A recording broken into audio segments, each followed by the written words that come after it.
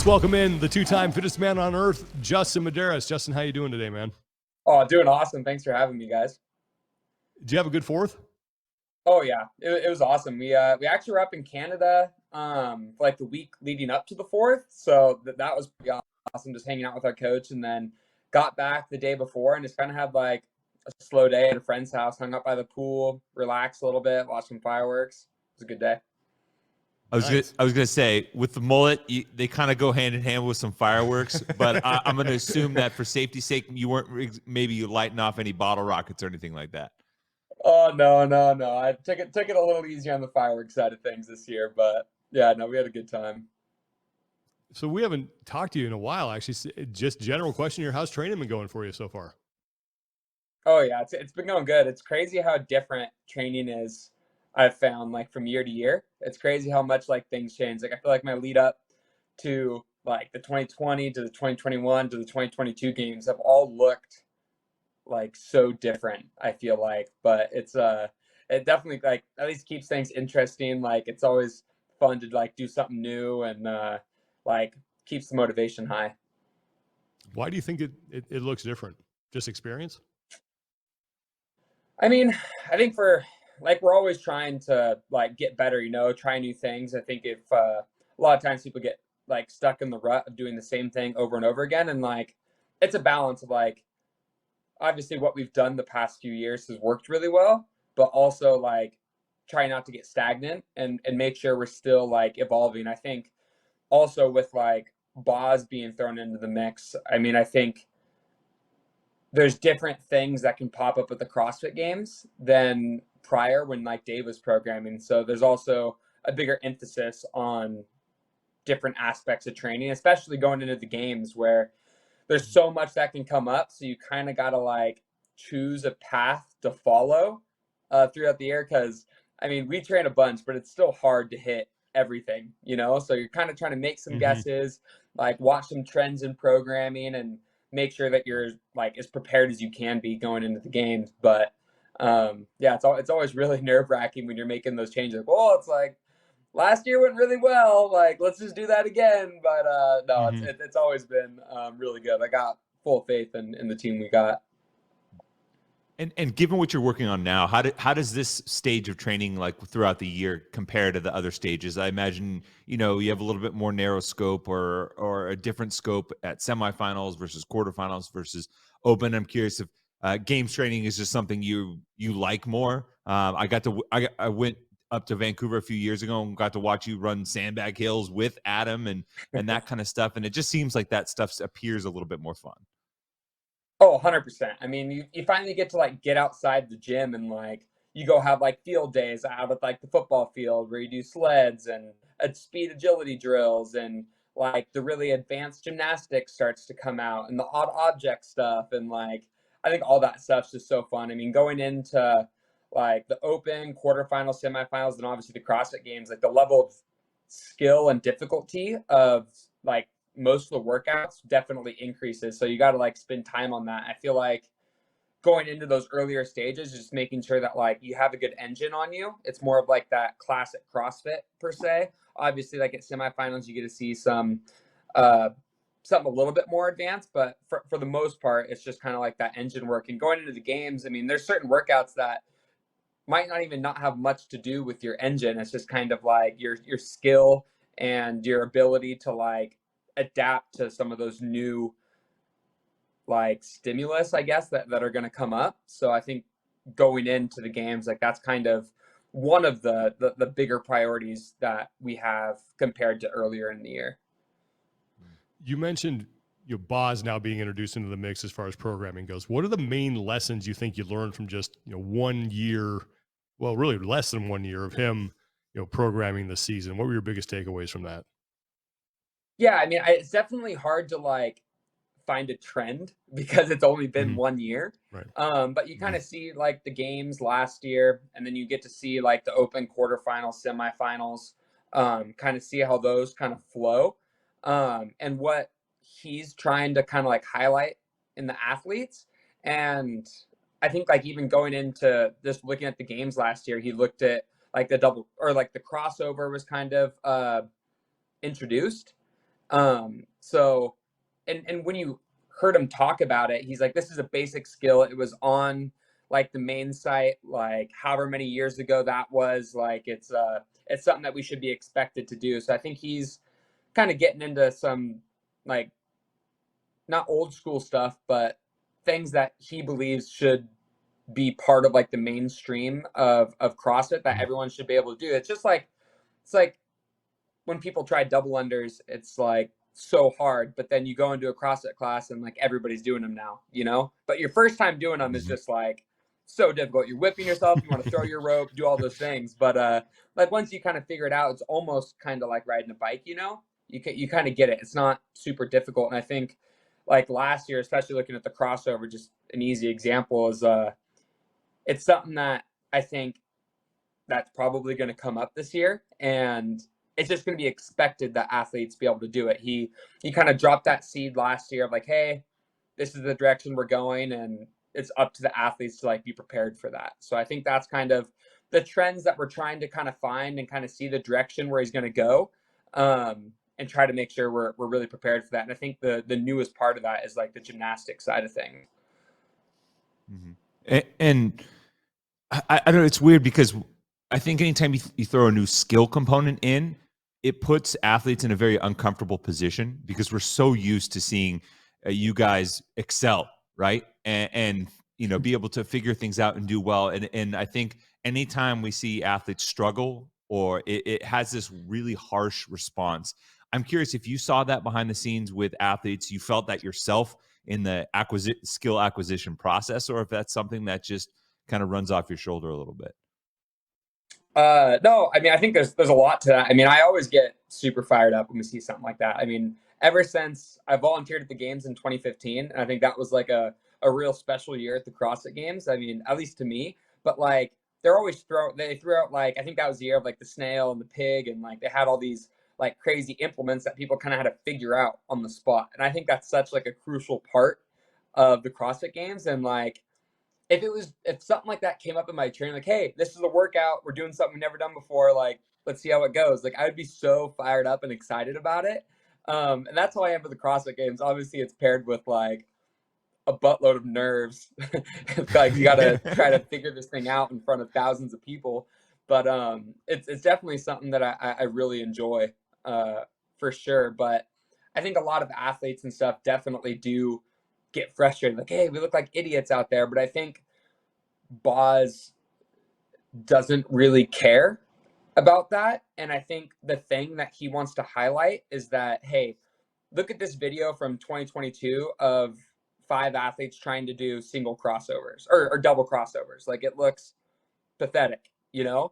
And I think there's going to be a highlight reel this year of a double crossover workout where there's going to be a multitude of athletes that just look like they're doing double unders, you know? And like, hey, this was introduced last year for the very first time. Like, put in 1 year of work and see where you can get. And I think that's kind of something that I think he really enjoys and wants to kind of highlight and showcase. It's also very core to CrossFit, right? Like that's the journey that we all go through on skill acquisition and elite. That's kind of the tie between elite athletes and all of us, you know, at the lower levels of just training. For sure. Yeah, that's what I loved about CrossFit. I always say there's a million things to work on, and there's things I'm doing in my training that I still can't do that I'm trying to figure out how to do. Like it reminds me of when I first started CrossFit, you know, like that's why I feel like I never like it's really crazy, like to sit and think about that. I'm like supposedly the fittest man in the world, you know, like it doesn't make sense because I'm always trying these new things and failing and then trying again and maybe making a little bit of progress. It's just like, there's literally always something, you know, that you can get better at. And I've had that feeling since day one when I started. And I think that's something that I really enjoy, where you got to kind of like sit there and like kind of beat your head against the wall until you can kind of figure it out, you know? And I think that's something that is pretty like painstaking, like in the moment, but that feeling of afterwards when you finally get it is just like awesome.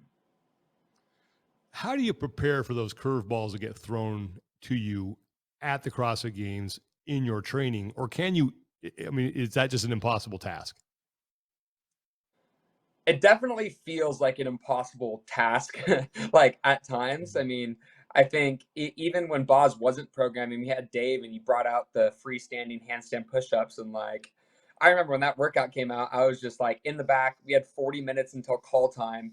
It was like deadlifts at 405 and the freestanding handstand push-ups. I spent 40 minutes trying to figure out those handstand push-ups, walked out into the competition floor, and my first deadlift was at 405 on the competition floor. You know, like you just gotta Wow. like sit there and try to figure it out, you know? And Mhm. I think it's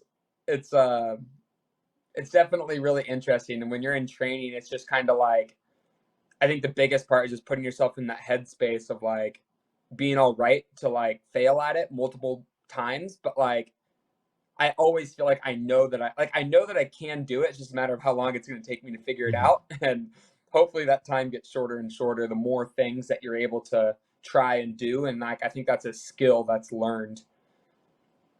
It is there, I don't know, some sort of mental confidence that gives you, you know, an edge there? Because I've heard, especially like last year with the sandbag, like athletes trying like that new skill or that new implement and failing consistently in the background and essentially going onto the floor not knowing if they're going to get it. And I'm always curious, where does that translation happen to, hey, I didn't get this in the back, but I'm going to carry myself out on the competition floor? And more often than not, we see them succeeding, you know, whether it's the heavier sandbag that they didn't have. Is there just like a percentage in your head that, you know, hey, when the competition floor is on, I'm going to dial it up and be able to do this? No, for sure. I mean, I think that sandbag event was like one of the craziest examples of that. I remember being in the back. I was one of the few guys that was able to get the 300-pound sandbag in the back. And in my head, I'm like, dude, once we get to 300 pounds on the sandbag, like, I'm already sitting at top 10, you know, like in my head. And I think we got down to the 300-pound sandbag and it's like 30 guys still left. I'm like, oh, shoot, like this is going to be freaking real. And I think that like competition adrenaline is freaking crazy, man. I mean, me and my coach always talk about like if you can like snatch 285 like in training, like add 10, 15 pounds to that when you step onto the competition floor, because like you never know what's going to happen out there. And I think just like in those moments, like the best competitors like will rise to that occasion. Do you ever black out from the adrenaline? Like, do you ever finish an event and be like, I don't really know what happened there, but I was just so fired up and you know the result was good? I mean, I definitely feel like I'm mentally like always there, but like it's crazy that like surge that you get, you know? Like it's like that feeling of like passing somebody like in the last round, or that feeling of like catching somebody like you know you're gaining on like the whole time, and then when you finally pass them, just like that dump of adrenaline is just insane. And like I think just like that's why being in the race is so important, you know? Like if you get too far behind in a workout, or you start like checking out like, oh, like I'm not going to win this workout, but like you can still get that dump of adrenaline when you're fighting for 10th place, you know? And I think that's Mhm. it's crazy that like feeling that you get. And that's like what's so awesome and special about competition. I think that's why you see certain athletes that aren't the best on online competition and they can shine when they step out there to in person, because it's really like a totally different game. Speaking of in-person competitions, let's go back to semifinals. You know, obviously the main goal, get to the next stage, and you did that. I think there were some people that were like, wow, Justin didn't win. That's surprising. What what went right for you at semifinals? Man, I tell you what, like I think going into day 3, I would have said there's a whole lot that has not gone right. I think I Mhm. was really, really frustrated. I mean, um, like every time I step onto the competition floor, like the goal is to win. Like I don't like you hear people say like, oh no, it's just going into the CrossFit Games, he wasn't trying to win. Like BS, you know, like everybody should be out Mhm. there trying to win, and that definitely didn't happen. That doesn't mean it was a failure or I wasn't fit or anything like that. It just means that like there's more to work on, you know. And I think going like throughout that weekend, I was just so frustrated because like at the end of every workout, it wasn't that like I felt unfit and like my I just wasn't in the hunt for the lead. It was just like I feel like I'm fit, but like every time at the end of the workout, for some reason, something happened in that workout that I felt like I wasn't able to represent my fitness on the leaderboard, and that was just like so frustrating, man. Like I couldn't. It was. I'm really happy that it happened. It was something that I was happy that I had to deal with and kind of figure out. But like, that's what competition is. Like, not everything's always going to go right, you know, especially at the CrossFit games or anything like that. When there's 15 events, like, you're crazy to think that you're going to have 15 events that go perfectly for you. And going into like the last day, I mean, I was like, man, I just need to I need to have something. Like, I want to go out there and just execute and feel like when I crossed that like finish line, that was what my fitness is. And I think I was able to get that on the last day, which was like a really good confidence boost. And like, my mindset at the end of day 3 was really, really good, even though I wasn't where I wanted to be on the leaderboard. But like, it just feels good to have those workouts where it's like, yep, like that was like, that's me. Like, that's the effort that I put in. Like, no reps, clean run through, just like all those things finally came together on that final day. And I think it was really frustrating to not have that in the first 4 or 5 workouts. Was there a specific example that you can point to where you said, that's an instance where I was perfectly fit, I had a great strategy, but then something just went wrong? Yeah, I mean, I think the one that really, really got to me was after Linda with the dumbbell bench and the cleans. I was just like you're pretty aware. I think it's a lot of those workouts. I could hear the announcers. I could tell that I was in that lead pack. It was kind of like me, Vellner, Mertens. I think I was just in front of Vellner. Mertens was in front of us. Like, that was kind of like the lead pack going into like the back half of that workout. And I was like, you're in that race, you know, like you got that adrenaline, you feel that push. I'm like, I'm gonna freaking catch Mertens, you know, like you can feel it, you know, like this is my time to bury Pat. Like, all those things are like going through my head. And I kind of got to that point in that workout to start making that push. And I started getting a bunch of no reps on my dumbbell bench. And I was doing all my sets unbroken. Got to the point, I think it was round like 6, and ended up doing 9 dumbbell bench. Like, because I got 3 no reps. I didn't drop it, but like, it's pretty expensive to do 3 extra reps right then. Because once you get past 6, it's this 5, 4, 3, 2, 1, you can kind of move through it. And I started getting no reps. And then around 5 and 4, I started having to drop my dumbbells and kind of reevaluate what was going on. And then, for one, that takes me out of the lead race, and is making my workout take a lot longer, which is also frustrating. But then you don't have that adrenaline and like that surge of like pushing to get in. Like, I wasn't chasing anybody, you know, so it's hard to kind of get that fire up. And I think that's one of the things that went really bad in that workout was like, you can get that adrenaline even if you're fighting for 10th place, you know. Like, I was in the lead, and once I dropped out of that, it got to me pretty good. But yeah, I think that was a really frustrating workout for me, because I crossed the finish line knowing that I could have done so much better in that workout.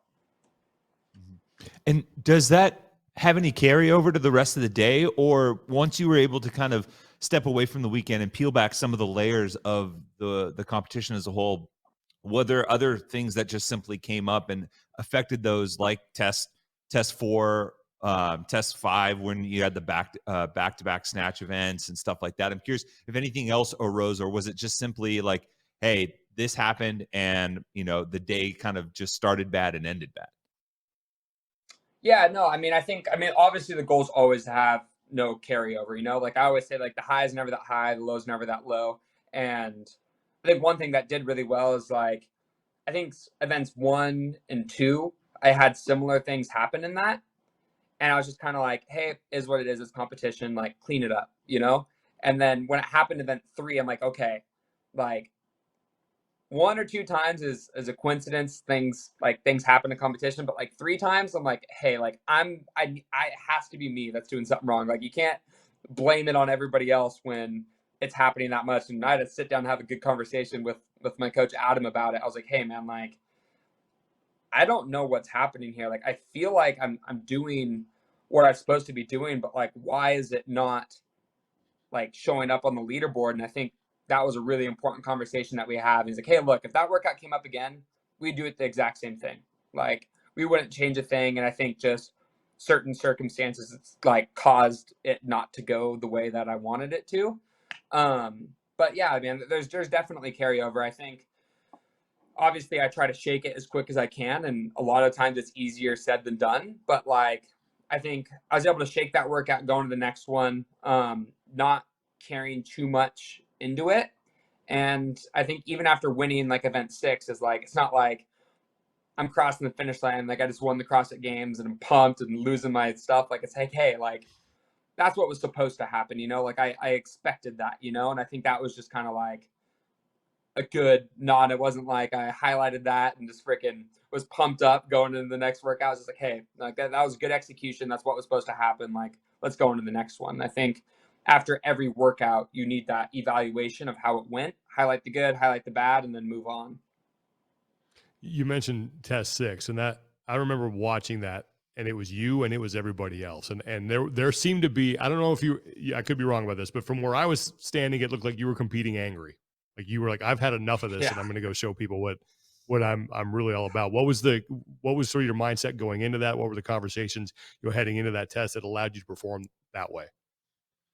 For sure. I mean, I obviously, man, I was super fired up going to that one. I mean, I think just one event after the other going into the weekend just was like really frustrated, and I was ready to have like a good performance, you know. And I'll be lying if that workout didn't shake up really well for me. It was by far my favorite workout of the weekend. Just like a lot of new things in it with the wall facing handstand push-ups, the rope climbs. Mm-hmm. I like overhead squats, the pirouettes, like just all that stuff just sounds super, super fun to me. And but yeah, man, I was super fired up going into that workout. Like me and I were talking, like, hey, man, like don't be afraid to do touch and go on that first rope climb. Like let's just freaking let people know like what's going on here. And I think that was kind of that mindset going to that workout. It's like, no, man, we're going full throttle. We're going for the throat. Like we're going to win this thing. And I mean, I felt like I did that in some of the other work and it didn't pan out. But man, I was really motivated going into that last one. And man, it felt so good across that finish line, just being like, yep, that's what needs to happen. Like that's what should happen. That's what I expect to happen. And I think I remember getting an interview after like, I didn't expect like you didn't have a good celebration or anything. I'm like, no, like that's what we expect to happen in those workouts. And I think that was really cool to kind of pull things together throughout the weekend and kind of have a performance like that at the end of it. You're generally a happy dude. Is that like an aspect of your game that you've kind of developed over time to be able to like compete angry like that? I know you wouldn't want to do it all, but to be able to have that like out for blood moment where you can pin your ears back and just let everything go and go for the jugular, is that something you've always had, or are you working on that more? Oh, I definitely think it's something that like I'm super competitive. Like no matter what I do, I hate losing. They might have a smile on my face, but inside I'm burning, you know? Like I don't wanna like no matter what it is, it doesn't matter if me and Ellie are freaking competing against each other in a card game. Like I wanna win, man. And like I'm like, yeah, good job. That was a good play, Ellie. But in my head, I'm like, oh my gosh, I'm not gonna let that happen again. You know, like but it's always fun. Like I do enjoy like good competition, but I think in that weekend, like I do feel like I generally am like have a good head on my shoulders. I'm happy, and I feel like when I step on the competition floor, like I need to be able to flip that switch. But going into event number 6, I felt like the first 5 events, I don't think there was one time where I crossed the finish line with a smile on my face, just because like I was so frustrated with the performance that was shown. And it wasn't even for like the reason of I felt like it was my fitness. I think it was external factors, but at the same time, like that's not who I am. That's not who I want to be. That's not who I want, like how I want to be known. So I think that workout was just, it felt so good to kind of like get that like monkey off my back and kind of go out there, have fun in the workout, be in control, and just like those are the moments like why you compete, you know? You mentioned earlier that it was good that you went through kind of that adversity. Why do you think you needed to experience that?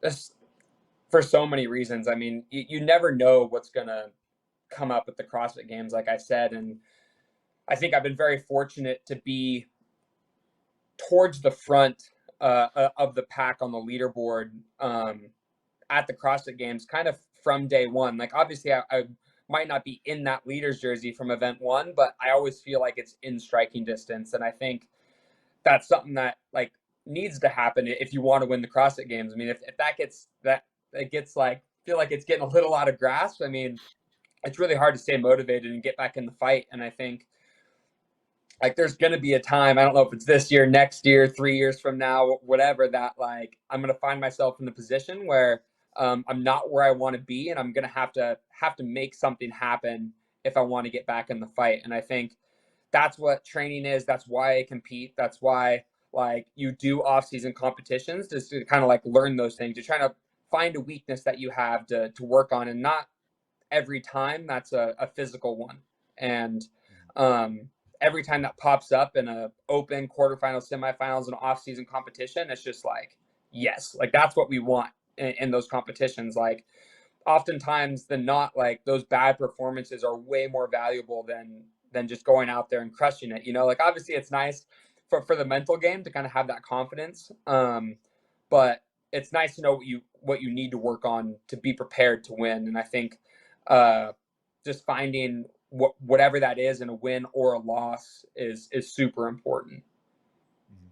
It's funny you mentioned that, because in the most recent documentary that came out, you had a quote talking about I think a certain point in the competition, maybe after the Capitol, and just before you caught Ricky on the lunges in the following event, that it started to feel like maybe he was pulling away. He was close to a 100-point lead, and that was almost like a turning point for you. And obviously, it'd be nice to have the white leaders jersey all the time. The moment of seeing you get it back in your hotel room was awesome too.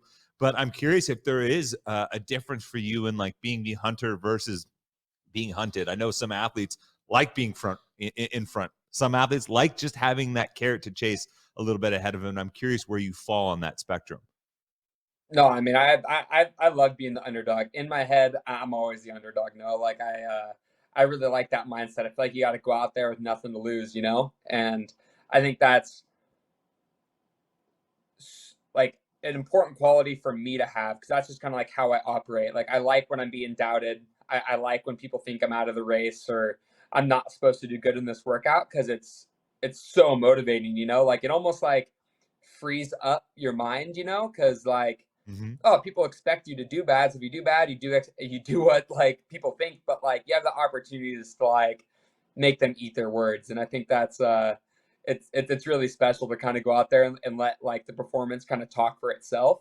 And like going back to last year's game, that's what it felt like. I mean, I think it was, like I said, like Ricky was almost, I was like 96 points or something like that, 94 points, whatever it was, he was in front. And just like every workout, just like he would, even if I had a good performance, he was right there in front of me. And even on that workout, I made up like 3 or 4 points on him. But like in my head, like I just I just even the leaderboard, like it was you gotta have those moments to kind of fire you up. And I think that workout was that for me, like okay, I went from 94-point lead to a 91-point lead, but like in my head, like it was like it's freaking possible. Like let's freaking do this thing. And I think that was really motivating in it. And I don't think it was something that like I lost that motivation, but like it's just fuel to the fire, at that point in the weekend.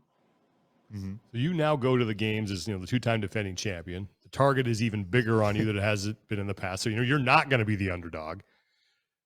How do you deal with that pressure? I mean, I think it's just the same that I always have. I mean, I think it's really tough for sure, and I think especially because like I came into CrossFit, like obviously like you want to win no matter like what you do, but like I never thought that would ever be a reality. Like the goal was just to qualify for the CrossFit Games when I first started working with Adam, and obviously the past few years have been absolutely insane. Like I pinch myself that I'm gonna wake up from a dream, sometimes that like it's crazy to say that like I've had 3 years at the CrossFit Games, 3 years on the podium, and was able to stand on top of it twice. Like it's absolutely insane, but like I do it because I love it, and I have the best team possible around me. And I think it's such a cool opportunity to walk out there and kind of like hold that flag and represent like all those people when I'm out there. Cause like I know they're behind me, like no matter what happens. And I think like I win, like I'm going out there to win more so for them than it like is for me, like I don't want to disappoint them. I don't want to let them down. Like at the end of the day, like I'm so happy to be out there and compete. And like, obviously I want to go out there and freaking stand on top of the podium, but it's just like, it's for those people. Cause I know all like the hard work and that they've put in to like get me to where I am, from my family to my coaches to just like the whole crew. And I think it's pretty crazy to walk out there and do that. And I think it's just like, just like grateful to be out there, you know? And I think that really just frees me up to kind of go out there and, just perform, you know, do what I can. And I have a quote like in my gym now. It's just like, my best is enough. And I know when I'm doing that every day in my training, like I'm going to be happy with that result on the leaderboard. Like if I can walk away from every workout knowing that was all I had, like at the end of the weekend, like I know I'm going to be happy with the result. And I think that's just super important. So I remind myself like every day when I'm training. You mentioned your support system, and I'm curious, you know, it's well known your family shows up big time at every competition. The whole Medeiros clan, you know, whether it's at the campground, at the games, they show out. And you know, your relationship with Adam as a coach is great too, and we've been able to watch that firsthand.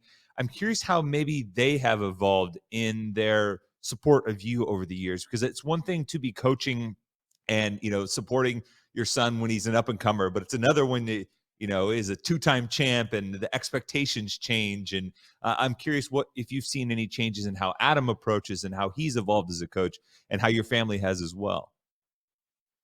For sure. I mean, I think for the most part, honestly, I mean, at least from like my family side of things, I mean, they're so supportive. They're going out, they're going like crazy, but like they've done that since like middle school wrestling tournaments, you know, like we always had the whole crew coming out to watch a wrestling tournament that was 2 hours away, you know? So like in a lot of aspects, like things haven't changed, but also like I'd be lying to say like if I don't win this year, like it's a letdown, you know, like I'm going out there to win and anything less than that is not what I'm shooting for, you know? And I think that's something that I have to address and like make it known in my own head that like that's the expectation, that's where I'm at, and that's where I want to be. And because that's what I know I'm capable of, you know?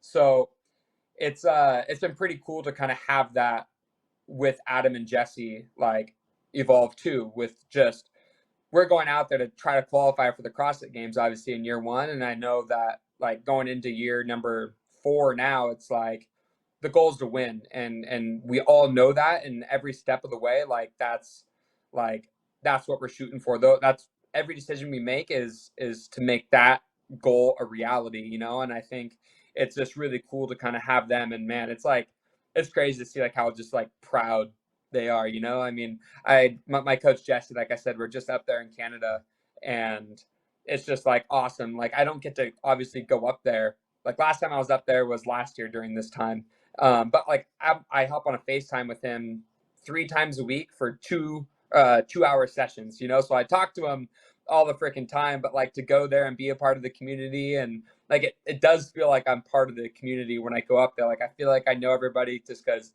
everybody's bought in. I think that's what's super special about Adam's gym and Jesse's gym, just because like everybody's kind of rallying around. I think that's just so cool to kind of have a group like that.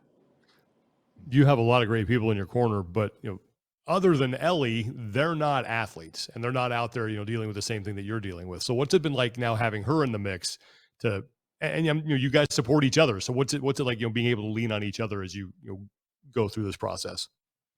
Oh, it's so valuable. I mean, I think going into the 2021 season, I'd be lying if I said the lead up to the games was good or fun.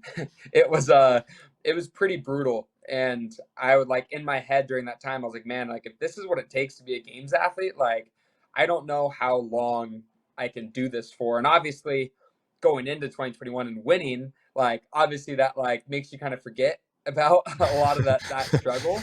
But like you get back into it the next year and it's just like, man, like this is really mentally taxing, you know, more than anything. But going into the 2022 season, like obviously we had like Ellie was just like part of the team again, and I had a lot of fun going into last year's games. Training was actually going really, really well. I was setting like PRs before the games, where the year prior was like the exact opposite of that. Like Oh, just wow. hoping I was going to go into the games, not be in the bottom 10, you know? And I think I was like, man, like this all last year going into the games, I'm like, frick, maybe that's what it took though to win. You know, like you had like I had to be pushing myself that hard and suffer that much in order to be good enough to win the CrossFit Games. And I was really nervous, honestly, going in to the games because everything was going so well, which was like a weird feeling to have. And just to have the result that I did and be able to stand on top of the podium again was super motivating. And I think that's what kind of like made that quote like hit more home to me, is like my best is enough. As long as I'm doing that, like I'm gonna be happy with the result. And I think it's obviously it's a lot more fun to stand on top of the podium when the whole process is fun. And I think that's hopefully something that I can like carry on for the next handful of years while I'm trying to compete at a high level. And you mentioned, you know, the competitiveness, whether it's a card game, like what other ways do you guys compete? Is I want to know, like, how do you guys stoke the competitive flame there? Is she a card whiz, or is there something that like that in addition to the process in the gym, like, you know, just having that companion outside of the gym to like lean on when you have a bad day or kind of reset and get back to like being yourself again? Yeah, no, it's crazy. I mean, we like yesterday we played spike ball and we're on the same team, and we're even like, Oh man. I'm trying to like, hey, so like if you can set me up like this, like better, like we can freaking get them, you know, and just kind of going through everything like that. And I think it's like hard because I want to win no matter what I'm doing, but like it may not look like I'm having fun, but I'm having so much fun. Like I just love that aspect of like competition and tweaking things and having a good strategy, and like all that stuff's pretty awesome. But like I think just we can do things like that, and like right after it's not like anything happened. Like we can go out, like we can talk about strategy going into a workout, like what my plan is, what her plan is. I tell her she's gonna kick my butt in pretty much every single workout, and she gets mad if I beat her. But like it's pretty cool. She gets so frustrated. She's like, I tell her, I'm like, oh, you're gonna crush this one, and then she gets so mad because I like sometimes I'll beat her in it. She's like, well, I didn't think I was gonna do well in it, but then you told me I was gonna do well in it, and then you beat me, and it's just like gets all frustrated. But it's all fun and games.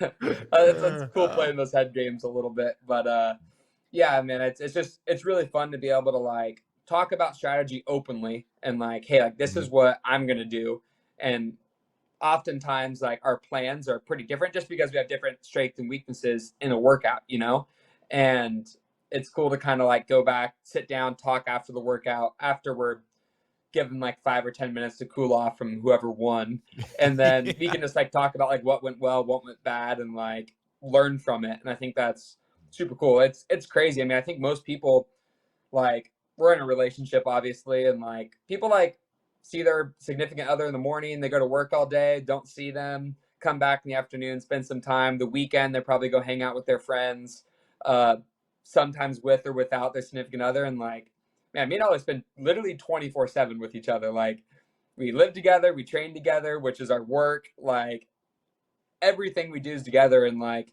it's just pretty cool that like we don't get tired of each other, and it's just like nice having that person like kind of like in your corner that can go through this, because the past 2 years has definitely been pretty lonely because there's not too many people that can do this at the level that I want to do it at. And there's a lot of sacrifices that come outside the gym, but when you have to like on your rest day, like, yeah, you get to not do CrossFit, but also you don't want to like go sit outside and like do things in the pool or go play spike ball or volleyball because like you're in the sun, you're getting tired, it's beating up your body. Like obviously you can get hurt, like all those things. Like on the rest days, like, hey, let's sit on the couch and watch TV, you know? And then it's fun for like a day. You're like, oh, that sounds so nice, but do that for a year, you know? Like it gets tiring for sure, but it's nice just having that person that like is going to go through all of that with you. And so how were you guys able to manage semifinals? Because you both competed on the same week and you're a world away. And then just from a team standpoint, right? Trying to debrief, have strategy, support one another, you know, like that's a pretty daunting task. And how are you able to manage that? Yeah, I mean, going into competition, I mean, it's definitely an individual sport that we do, and we want to help each other when we can. But like, I'm myself's priority during competition, and she's herself's priority. Like, she's got to do her own thing. Like at the games, like we get different rooms, separate rooms, because I don't want my highs or my lows to like take away from her highs or her lows, you know? It's such a different weekend. And like, even in training, like when things go really, really well for her, more times than not, they're not going really, really well for me. And that's just kind of like, Yeah. it's just kind of like how it is. And it's, at the CrossFit Games, like your headspace is just so important. You don't want to like come off like an event win while the other like maybe struggled in that workout. And like, if you won, like you want to like celebrate that with your team, but then it might feel like you're rubbing it in the other person's face or anything like that. So it's kind of like good to kind of have that separation when we're in competition, but at the same time, like we're helping each other out. Like obviously it's either men or women that go first, and like whoever goes first is just trying to get as much information as we can for whoever's going second. And in semifinals, it was awesome. Like we have, like I said, the best team around us with Jesse and Adam. And Jesse flew to Australia with Ellie to kind of help her through that whole process, and Adam went with me to our semifinals since they're the same time, which was huge help. Adam was up watching all her workouts anyways, but like as last year, Adam was waking up an hour before each of her workouts so he can run her through the warm-ups and cool downs, talk the strategy, where it was nice having Jesse there where he can kind of take some of that role so Adam's not waking up at 1 a.m. and 3 a.m. for her events. Mm-hmm. Dang. You are now just one of 3 men to win multiple CrossFit Games championships. The other 2 were, they're probably on the Mount Rushmore of the sport. What's it like? You could win 3 now, and obviously still in that company. But what's it like being mentioned with the likes of Rich Froning and Matt Fraser?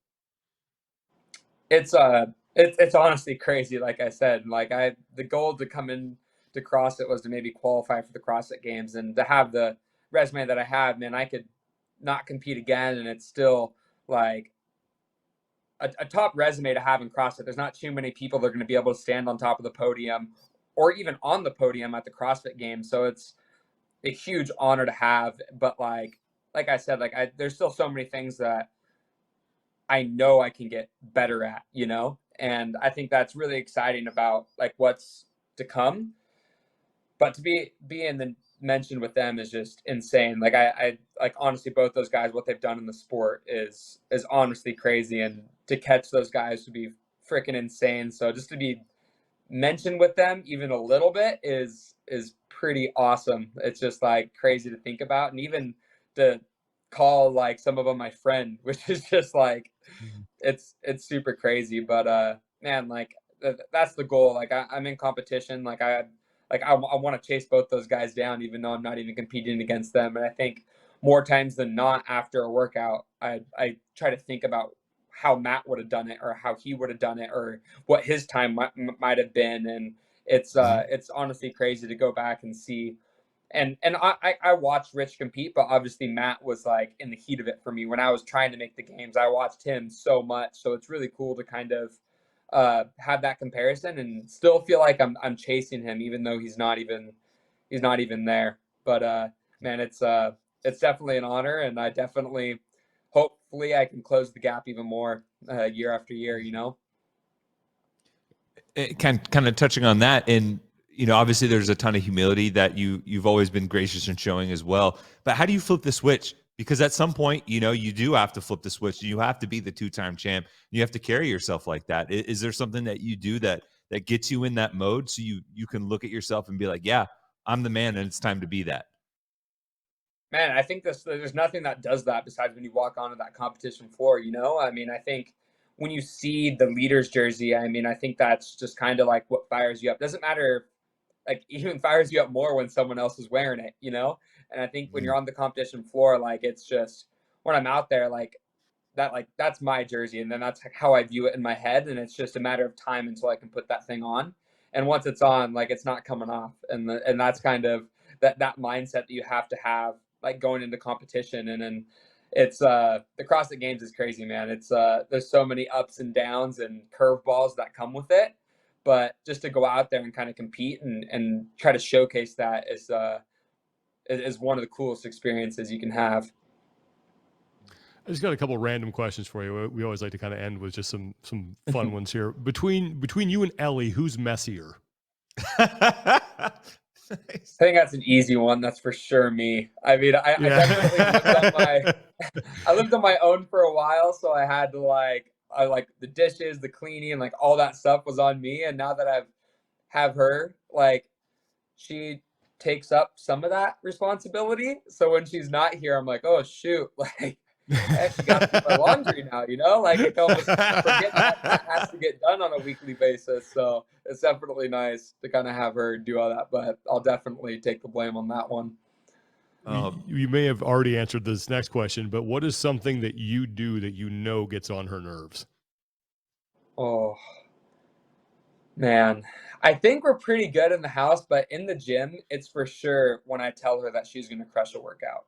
Like, I don't know why that gets so mad. Like, something comes up, and I'm like, oh, man, you're going to crush me in this one. Like, it's so good for you. And I talk about, like, all the things that she's going to crush. And, like, I don't want to say it's a bad habit that I have, but like I always talk myself down before the workout to like put myself in that like underdog mentality, you know? And then if I happen to do well in that workout, she gets so frustrated about it. She's like, "You just said you were going to do bad and I was supposed to do good and then you beat me," and just like it's yeah, she definitely doesn't like that, but it's all fun and games, at least to me. Have you ever weaponized that? And I say this like true or false. Have you ever told her she's going to crush a workout knowing that it's going to get under her skin just so you can maybe like, all right, I can snag one here. Every time I tell her that she's going to crush a workout, I honestly believe that she's going to crush it, but okay, she takes it as that like when I say she's going to crush it, it means that I'm not going to crush it. And I think there's certain workouts where like I feel like I can push her on it.